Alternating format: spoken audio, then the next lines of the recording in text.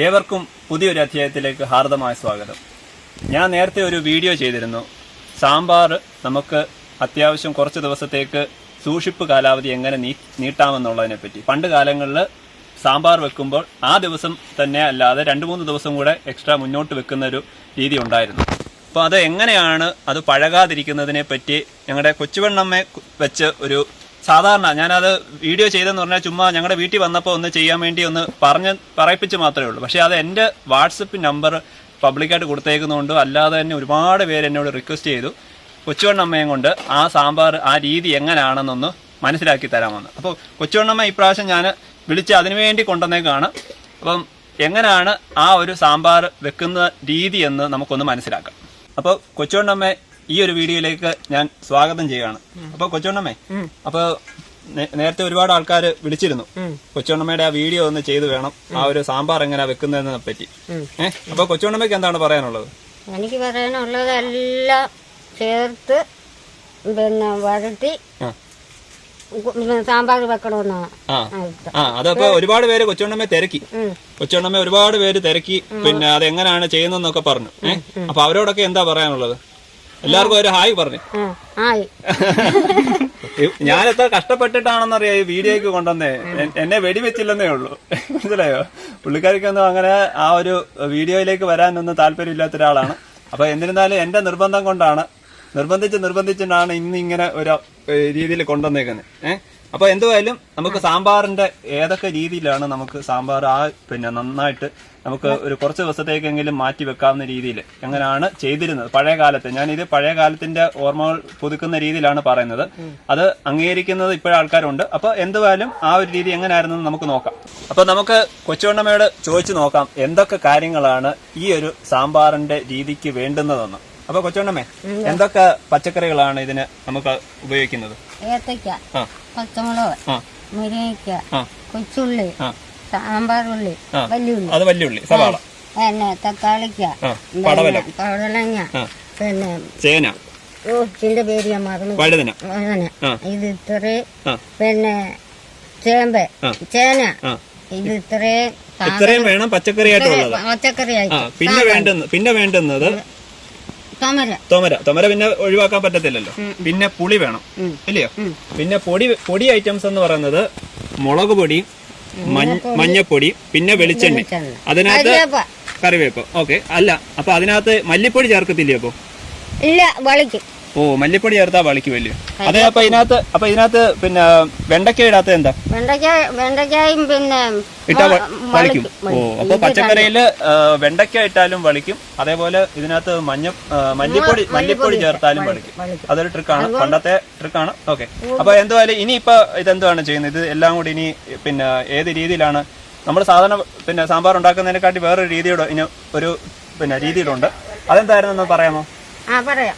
അത് മുളക് പൊടി, മഞ്ഞപ്പൊടി, വെളിച്ചെണ്ണ, കരിയാപ്പ, ഉപ്പുപൊടി, തൊമര, ഇതെല്ലാം കരിയാപ്പില ഇട്ട് പച്ചവെളിച്ചെണ്ണ ഒഴിച്ച് വരട്ടുക. ഇത് ഇളക്കണം.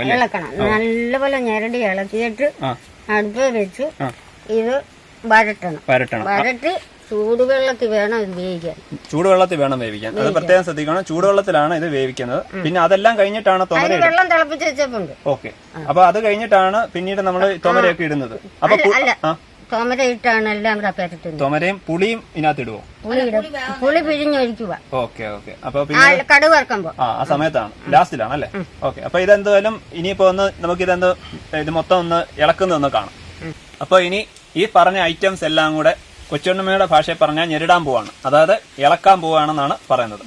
ഓക്കെ, അപ്പൊ ഇതിനകത്തേക്ക് അപ്പൊ കൊച്ചുവെണ്ണമ്മേ, അപ്പൊ ഇതിനകത്ത് ഈ കാര്യങ്ങളെല്ലാം കൂടി ഇതിനകത്ത് ഇളക്കാൻ പോവാണല്ലോ, അന്ന് ഇളക്കി കാട്ടപ്പോ. അപ്പൊ പച്ചക്കറിക്കകത്തേക്ക് ആദ്യം എന്തൊക്കെയാണ് ഇടുന്നത്? ആദ്യം മഞ്ഞപ്പൊടി ഇടുവാണ്. മഞ്ഞപ്പൊടി ശകലം മതി അല്ലയോ? ആദ്യം അങ്ങനെ മഞ്ഞപ്പൊടി ഇട്ടു. ഇനി രണ്ടാമതായിട്ട് മുളക് പൊടി ഇടുകയാണ് അല്ലയോ? മുളക് പൊടി കുറച്ച് മതിയോ? കുറച്ച് മതി അല്ലേ? അതായത് ആദ്യം ഞെരിടാൻ പോവാണെന്ന് പറഞ്ഞു. ഇനി അടുത്ത് എന്തുവാ വേണ്ടുന്നത്? തൊമര ഇതിനകത്തേക്കെല്ലാം ഇടാൻ പോവാണ്. ഇട്ടോ വെച്ചോണ്ണേ. തൊമര ഇതിനകത്ത് ഇത് കുറച്ച് മതി അല്ലയോ? ഇനി അടുത്തത് എന്താണ്? ഇനി കറിവേപ്പിലയാണ് ഇടുന്നത്. കറിവേപ്പില ഇട്ടോ. കറിവേപ്പില ഇട്ടു. പിന്നെ വേണ്ടുന്ന ഉപ്പിടാൻ പോവാണ്. ഉപ്പ് ഉപ്പിടാൻ പോവാണ്. ശകലം അല്ലേ, ശകലം ഉപ്പ്. പച്ച വെളിച്ചെണ്ണ. അതാണ് അതിനകത്ത് പ്രധാനമായിട്ടൊരു കാര്യം. ഈ വെളിച്ചെണ്ണ ഇതിനകത്ത് ഇട്ടാണ് ഇത് നന്നായിട്ട് ഇളക്കാൻ പോകുന്നത്. ഇതിനകത്തെല്ലാം അത്യാവശ്യം ഇട്ട് ഒഴിച്ച് ഇളക്കണം, ഇല്ലയോ? ഇടുവാണേ. ഒഴിച്ചോ. അപ്പൊ പുളി എപ്പോഴാ ഇടുന്നേ? ഇപ്പൊ പുളിയും പിന്നെ കടു വറുത്തിട്ട് ഉള്ളിയും എല്ലാം ഇട്ട് കടു വറുത്ത് കഴിഞ്ഞ് കരിയാപ്പയും പിന്നെ മുളക് പൊടി, പിന്നീട് അതിനകത്തോട്ട് മുളക് പൊടി, ജീരകപ്പൊടി, ഉലുവപ്പൊടി ഇതെല്ലാം കൂടി ഇട്ട് മുളകിന്റെ കൂടെ കടു വറുത്ത് ഇട്ടിട്ട് അതിന് അരപ്പ് ചേർത്ത് കഴിഞ്ഞിട്ട് പുളി പിരിഞ്ഞൊഴിക്കുക. ഓ, അങ്ങനെയാണ്. ഓക്കെ. അപ്പൊ ഇതിപ്പോ എല്ലാം ഇളക്കിയതിന് ശേഷം ഓരോരോ സ്റ്റെപ്പായിട്ട് ഞാൻ കാണിക്കാം. അപ്പൊ ഇപ്പൊ നിലവിൽ ആ വെളിച്ചെണ്ണയൊക്കെ ഒഴിച്ച് ഇതെങ്ങനെ ഇളക്കിക്കൊണ്ടിരിക്കുകയാണ്. നല്ലപോലെ ഇളക്കി ചേർക്കണം. ഇങ്ങനെ ഇളക്കുന്ന കൂട്ടത്തിൽ തന്നെ ചൂടുവെള്ളമാണ് ഇതിന്റെ കൂടെ ചേർക്കുന്നത്, അല്ലയോ? അപ്പൊ ചൂടുവെള്ളം ഒഴിച്ചാണ് കുറച്ച് ചൂടുവെള്ളം ഒഴിച്ച് ഇളക്കിയിട്ട് മംഗലത്തി വാരുക. വാരി അതിനകത്ത് തിളപ്പിച്ച വെള്ളം ഒഴിച്ചാണ് അടുപ്പ് വെച്ച് തീയിരിക്കുന്നത്. അപ്പൊ ഇതിനകത്ത് ഇളക്കിക്കോ. ഇനി അതിനോട് ഇളക്കിക്കോ. ചൂടുവെള്ളം ഇങ്ങനെ ചെറു ചൂടുവെള്ളത്തിലാണ് ഇതിങ്ങനെ പിന്നെ ഇളക്കുന്നത്. അങ്ങനെ ഇതെല്ലാം പെരട്ടി വെച്ചതിന് ശേഷം ഇനി അടുത്ത സ്റ്റെപ്പിലേക്ക് കടക്കുകയാണ്. അപ്പൊ ഇത് മൺകലമാണ് എടുത്തിരിക്കുന്നത്. അപ്പൊ കൊച്ചുണ്ണമ്മേ, ഇനി അടുത്ത എന്താണ് ഈ മൺകലത്തിൽ ചെയ്യാനുള്ളത്? ആദ്യം മൺകലത്തിൽ ചെയ്യുന്ന അടിക്ക് പറ്റാതിരിക്കാനും കളിക്കാതിരിക്കാനും ഇച്ചിരി വെളിച്ചെണ്ണ ഒഴിച്ച് അടിക്ക് വെച്ചിട്ട് ഇത് കുടഞ്ഞിടാൻ. ഓക്കെ. അപ്പൊ ഒഴിച്ചാട്ടെ. അപ്പം ഓക്കെ. അപ്പൊ ഇതെങ്ങനെ മൺകലത്തിലാണ് ഇത് വെക്കുന്നത്. മൺകലത്തിലാണ് ഇത് നന്നായിട്ട് വെക്കുന്നത്. ഇങ്ങനെ വെച്ച് ചുഴറ്റണം, അല്ലയോ? അടിക്ക് പിടിക്കാതിരിക്കാനല്ലേ. ഇനി ഞങ്ങളിത് കുടഞ്ഞിടാൻ പോവാണ്. കുടഞ്ഞിട്ടാട്ടെ. അപ്പൊ ഞാനിതിങ്ങനെ പിടിച്ചേക്കാം. ചുണ്ണമ്മ ഇങ്ങനെ ഇട്ടു. കുറച്ച് വാരിയും കിട്ടും. അങ്ങനെ ആ ഒരു പെരട്ടിയതും എല്ലാ പച്ചക്കറികളും എല്ലാം ഇതിനകത്തേക്ക് ഇട്ടു. എല്ലാം ചേർത്ത് ഇതിനകത്ത് ഇട്ടിട്ടുണ്ട്. ഇനി ഇതെടുത്ത് അടുപ്പേ വെക്കാൻ പോവാണ്. ഇവിടെ ഇങ്ങനെ ഒരു അടുപ്പ് വെച്ചിട്ടുണ്ട്. മൺകലമാണ്. അപ്പോൾ ശ്രദ്ധിച്ച് വേണം ചെയ്യാൻ. അപ്പോൾ ഇനി അതിന് ശേഷം ഇതിനകത്തേക്ക് തീ കത്തിക്കുന്നത്. അതുപോലെ ഇതെല്ലാം വെച്ചതിന് ശേഷം നിങ്ങൾ നോക്കുമ്പോൾ ഞാനിവിടെ അടുപ്പ് കത്തിച്ചിട്ടില്ലെന്നൊരു തോന്നലുണ്ട്. അപ്പം അതൊരു ടെക്നിക്കാണ്, കൊച്ചുണ്ണമ്മയുടെ ഒരു ടെക്നിക്കാണ്. അതെന്താ കൊച്ചുണ്ണമ്മ അങ്ങനെ അടുപ്പ് കത്തിക്കാതെ വെക്കുന്നത്? അടുപ്പ് വെച്ചല്ലോ നമ്മുടെ മംഗലം, പച്ചക്കറി എല്ലാം ചേർത്ത് അടുപ്പ് വെച്ചില്ലേ. ഇനി ചൂടുവെള്ളം ഒഴിച്ചിട്ട് അതിനടച്ചു വെച്ചിട്ട് തീ കത്തിക്കാൻ പോവാണ്. അതായത് ഈ മൺകലത്തിനകത്തേക്ക് ചൂടുവെള്ളം, നേരത്തെ തിളപ്പിച്ച് വെച്ച വെള്ളം നമ്മൾ ഈ പച്ചക്കറികളുടെ ഈ ഒരു മിക്സ് ചെയ്തതിനകത്തേക്ക് ഒഴിച്ചതിന് ശേഷം മാത്രമാണ് പിന്നീട് അടുപ്പ് കത്തിക്കേണ്ടതെന്നാണ് ആ ഒരു രീതി പറയുന്നത്. അപ്പോൾ ഇതിനകത്തേക്ക് ഏകദേശം ഇട്ടു. ഇനിയിപ്പോൾ ചൂടുവെള്ളം ഇതിനകത്തേക്ക് ഒഴിക്കണം, അല്ലേ? അപ്പോൾ ഇത് ചൂടുവെള്ളമാണ്, നേരത്തെ തിളപ്പിച്ച് വെച്ച വെള്ളമാണ് ഇതിനകത്തേക്ക് ഒഴിക്കാൻ വെച്ചിരുന്നത് കേട്ടോ. എത്ര വേണ്ടെന്ന് പറയണേ? ഇതിനകത്തേക്ക് ഒഴിക്കുകയാണ്. ഓക്കെ. അപ്പോൾ അതാണ്ട് ഇത് ചൂടുവെള്ളമാണ്. ആ ചൂടുവെള്ളം അതിനകത്ത് ഒഴിച്ചു. ഇനി ഇത് അടച്ചതിന് ശേഷമാണ്, എന്നാൽ ഇനി അടച്ചതിന് ശേഷമാണ് ഇത് പിന്നെ തീ കത്തിക്കുന്നത്, അല്ലേ? ഓക്കെ. അപ്പോൾ അങ്ങനെ ഇത് അടച്ചു വെച്ചു. ഇനിയാണ് ഇത് തീ കത്തിക്കുന്നത്. അപ്പൊ ഇനി തീ കത്തിക്കാം. അങ്ങനെ ഇത് ഏകദേശം നന്നായിട്ട് ഇങ്ങനെ തിളച്ചു തുടങ്ങിയിട്ടുണ്ട്. അപ്പൊ ഇനിയിപ്പം എന്തോ വെച്ചോണ്ട് ഇതിനകത്ത് ഇനി ഇടേണ്ടത് കായ ഇടണം, അല്ലേ? അപ്പൊ ഇതിങ്ങനെ തിളച്ചോണ്ടിരിക്കുകയാണ്. ഇനിയിപ്പോ ഇത് ഒന്ന് പൊക്കുകയാണ്. ഇതിന്റെ അടപ്പൊന്ന് എടുത്ത് മാറ്റുക. കായ ഇട്ടു. ഓക്കെ. ഇനി അതിനകത്ത് കായ ഇട്ടു. ഇനി ഇത് അടച്ചു വെക്കണം, അല്ലേ? ഓക്കെ. ഇനി അത് കഴിഞ്ഞിട്ടാണ് അടുത്ത് ചെയ്യേണ്ടത്, അല്ലേ? ഒന്നുകൂടെ വെന്ത് കഴിഞ്ഞിട്ട് അത് ആ കായത്തിന്റെ അത് തന്നെ സത്തെല്ലാം അതിനകത്തേക്ക് ഇറങ്ങണം, അല്ലേ? എന്നിട്ടാണ് അടുത്ത് ചേർക്കുന്നത്. കഷ്ണങ്ങളെല്ലാം ഏകദേശം വെന്തിട്ടുണ്ടെന്നാണ് ഇത് നോക്കിയപ്പോ മനസ്സിലായത്. അപ്പൊ ഇനി എന്താ വെച്ചാണ് ചെയ്യുന്നത്? കടുവ നോക്കി ഇനി ഒന്ന് ഇളക്കണോ, ഇല്ലയോ? ഏകദേശം നല്ലപോലെ കഷ്ണങ്ങളെല്ലാം ഏകദേശം വെന്തിട്ടുണ്ട്. ഇനി ഇതിനെ അങ്ങോട്ടൊന്ന് മാറ്റി വെക്കണം. അപ്പോൾ കഷ്ണങ്ങളെല്ലാം വെന്തത് ആ ഒരു പാത്രത്തിലെ അതുപോലെ മാറ്റി വെച്ചു. ഇനി കടുവ വറക്കണം, അല്ലേ വെച്ചോണമേ? ഐറ്റംസ് എന്തൊക്കെയാ വേണ്ടുന്നത്? വെളിച്ചെണ്ണ ആദ്യം ഒഴിക്കണം.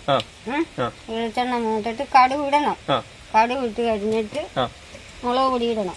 അതിന്റെ പുറകിന് മുളക് പൊടിയും വെളിച്ചെണ്ണ ഒഴിച്ച് കഴിഞ്ഞ് ഉലുവാപ്പൊടി, ജീരകപ്പൊടി ഇടണം. നല്ല രുചിയുള്ളൂ. അപ്പൊ എന്നാ ഇനി ഇട്ടോ.